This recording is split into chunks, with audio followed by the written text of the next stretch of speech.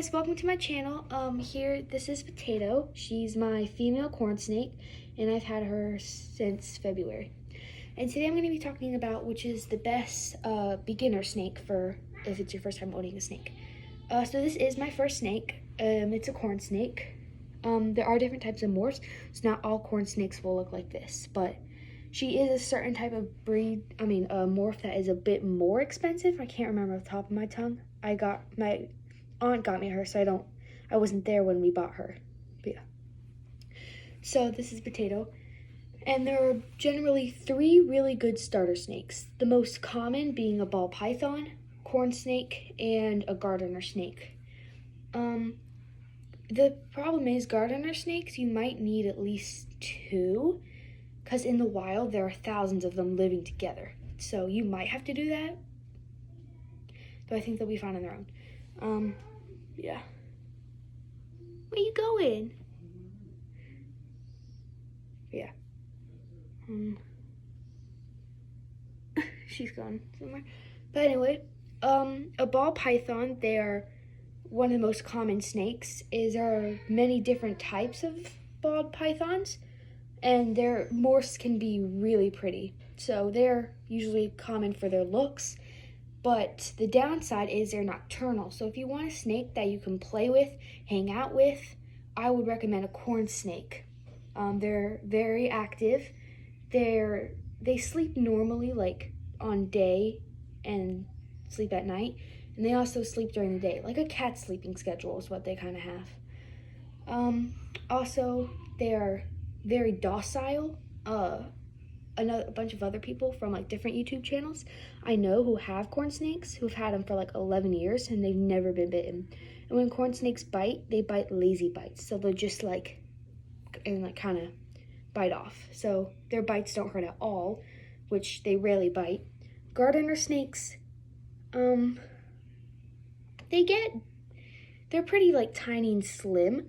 So this goes with all snakes. The tinier it is, the more feisty and likely they're gonna bite is, because they're tinier and they could get taken by a predator easier, so they're gonna be more on guard.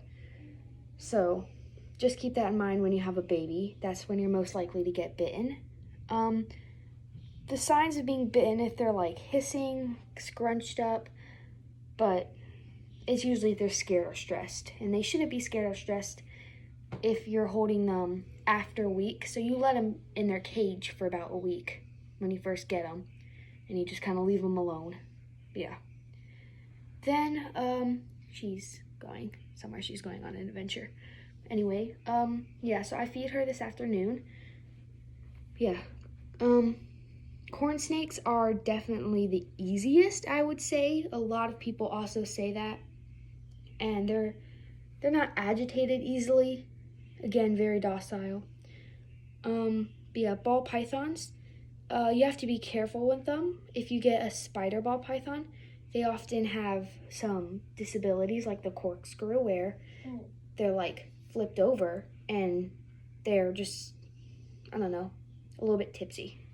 So they're a bit harder to own, but nonetheless, really cute. And again, there are many different types of morphs of snakes. So if you like albino or all white snakes, an albino ball python is what you could get. If you like red snakes or really cool pattern snakes, a ball python or a corn snake. They come in many different red, oranges, even yellows, sometimes like a dusty brown even. And her belly is checkered. Again, it's with her certain breed, but if you're getting a corn snake, I don't recommend a blood red morph, because they can get sick very easily and their immune system is quite weak, just the way they were breeded. So yeah, it's just the way they were breeded.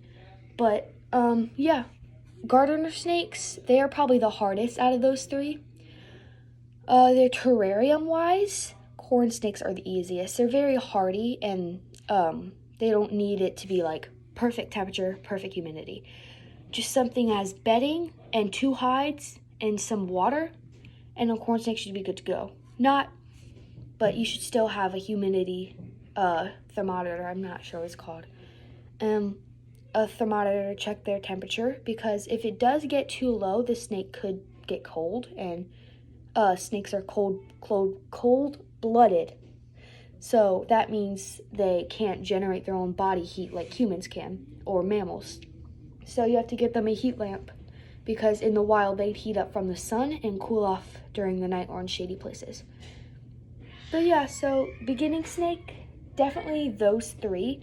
I wouldn't go for like a big snake. If you're looking for venomous snakes, you have to get a permit, and I think you have to be at least 18 or older. But, oops, okay. So you can't jump right to the big and cool snakes.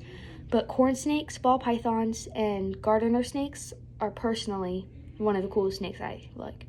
I love corn snakes because they are just so calm, and like it takes so little to make them mad, and like you could hang out with them longer. Ball pythons, they also, unlike corn snakes are very curious, and she's always on the move. So it makes it a bit more harder to handle, because she's always like exploring and trying to go places she shouldn't be. But ball pythons, they'll generally stay in one place, like balled up or slightly explore. Gardner snakes, I think they'll also move a lot, but not as much as a corn snake. And sizes wise, Gardner snakes stay generally small. They don't get that big at all. Yeah, I'm not very sure about Gardner snakes, but they don't get very big. Probably about this long, maybe a bit shorter. Now, ball pythons usually get about 5 feet male.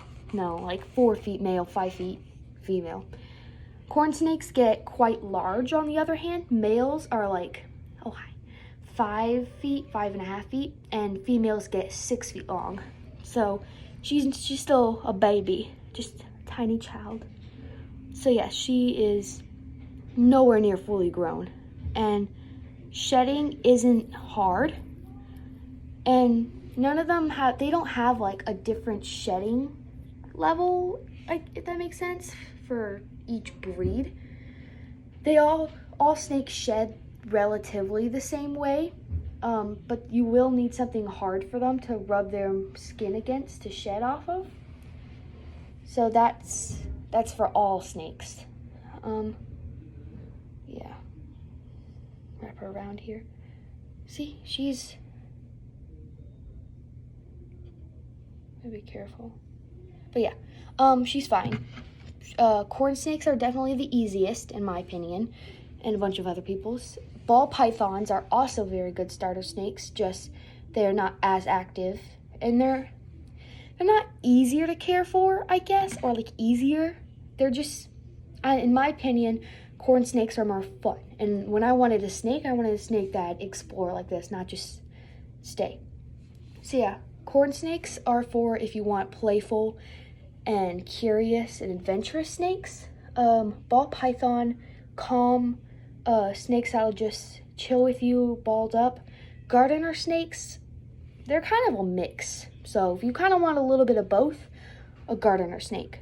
Though, once again, they are feistier, smaller, and easier to like wiggle out of your hands. Yeah, but that's all for today. My next video will probably be on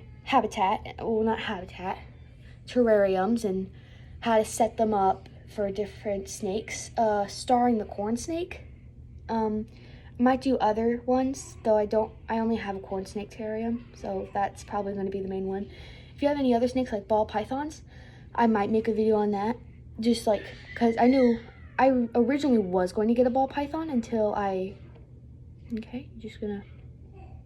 okay, please, okay, thank you, okay, she said no, but yeah, I will help with that.